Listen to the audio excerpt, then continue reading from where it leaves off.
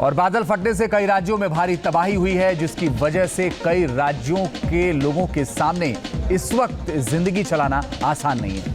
हिमाचल और उत्तराखंड में लगातार 4 दिन से रेस्क्यू ऑपरेशन जारी है, जबकि वायनाड में 6 दिन से राहत बचाव का काम लगातार चल रहा है।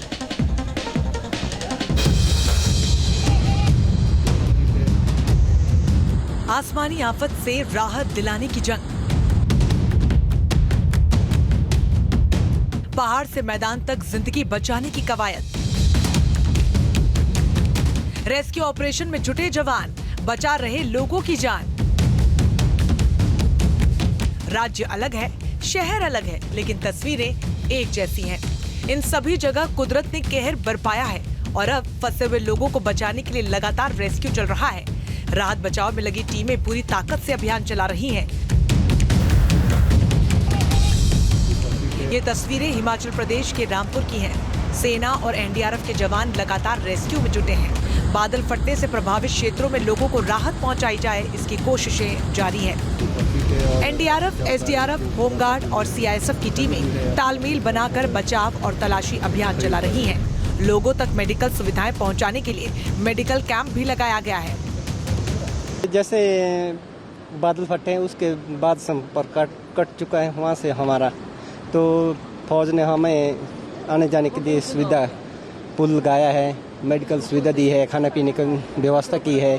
सुविधा हमको फौज ने ये रास्ता दिया, पुल बनाए, हमको सब सुविधा दी हुई है फौज ने। हिमाचल के कुल्लू में आपदा के 4 दिन बाद भी हालात सामान्य नहीं हो पाए। राहत और बचाव का काम तेजी से हो रहा है, मगर सड़कें और रास्ते बहने से लोगों के सामने कई चुनौतियां आ रही हैं। कुल्लू मनाली नेशनल हाईवे अभी भी बंद है, जिससे आवाजाही बंद है और यात्रियों को खासी परेशानियों का सामना करना पड़ रहा है। मंडी में चौहार घाटी के राजबन में हुए हादसे के बाद चौथे दिन रेस्क्यू जारी है। हादसे में लापताओं की तलाश के लिए एनडीआरएफ की टीम खोजी डॉग्स, इसके साथ ही लाइव डिटेक्टर डिवाइस का भी इस्तेमाल किया जा रहा है। यहाँ बुधवार देर रात बादल फटने से 3 रिहायशी मकान दब गए थे, जिसमें 10 लोग जिंदा दफन हो गए। इनमें से अब तक 6 शव बरामद हो पाए हैं। उत्तराखंड की केदार घाटी में फंसे लोगों को निकालने के लिए भी लगातार अभियान चलाया जा रहा है। खराब मौसम और टूटे रास्ते राहत और बचाव के काम में बड़ी चुनौती बन रहे हैं। बावजूद इसके जवान डटे हुए हैं। लोगों को सुरक्षित जगहों तक पहुंचाने के लिए हेलीकॉप्टर की मदद ली जा रही है। इसके साथ ही 2 स्नीफर डॉग्स भी यात्रा रूट पर लगाए गए हैं। दोनों डॉग्स को हेलीकॉप्टर से लिंचोली हेलीपैड पर उतारा गया। कोशिश यही की जा रही है कि सभी लोगों को जल्द से जल्द निकाला जाए। केदारनाथ में आई आपदा से लोगों को बचाने के लिए करीब 882 राहत कर्मी लगे हुए हैं। फंसे लोगों को जवान भोजन, पानी मुहैया करवा रहे हैं। साथ ही लोगों को जैसे जैसे निकाला जा रहा है, उन्हें सुरक्षित स्थान पर पहुंचाया जा रहा है। श्रद्धालुओं को निकालने का काम है, वो काफी हद तक पूरा हो चुका है। 17,000 के लगभग लोगों को अभी तक वहां से निकाला जा चुका है। और अब हमारी प्राथमिकता है कि जल्दी से जल्दी जो मार्ग, संपर्क मार्ग जो है पानी में भूस्खलन की जद में आकर बह गए हैं, उनको तत्काल फिर से जोड़ा जाए। जो पुल बह गए हैं, तो जिनसे संपर्क टूट गया है, संपर्क जोड़ा जाए। पेयजल की लाइनें हैं, बिजली की लाइनें हैं, दूरसंचार की लाइनें हैं, अन्य जो काम होने हैं, जिससे कि हमारा फिर से मार्ग पूरी तरह से पहले की तरह हो जाए। उसी काम में हमारा पूरा प्रशासन पूरा ध्यान दे रहा है, उसी दिशा में बढ़ रहा है। जम्मू कश्मीर के गांदरबल में बादल फटने से भारी तबाही हुई।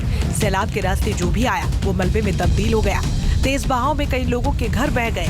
बादल फटने से कई सड़कों और फसलों को नुकसान पहुंचा है। जानकारी मिलते ही सेना और एसडीआरएफ की टीमों ने रेस्क्यू के लिए मोर्चा संभाल लिया। केरल के वायनाड में लैंडस्लाइड के 6 दिन भी रेस्क्यू ऑपरेशन जारी है। 6 टीमों में शामिल 1264 लोग मुंडकई, चुरालमाला और सामली मट्टम में सर्च ऑपरेशन चला रहे हैं। लैंडस्लाइड प्रभावित इलाकों में लापता और दबे हुए लोगों को खोजने के लिए रडार की मदद ली जा रही है। ये रडार जमीन के अंदर 80 मीटर तक की गहराई में इंसानों के फंसे होने का पता लगाता है।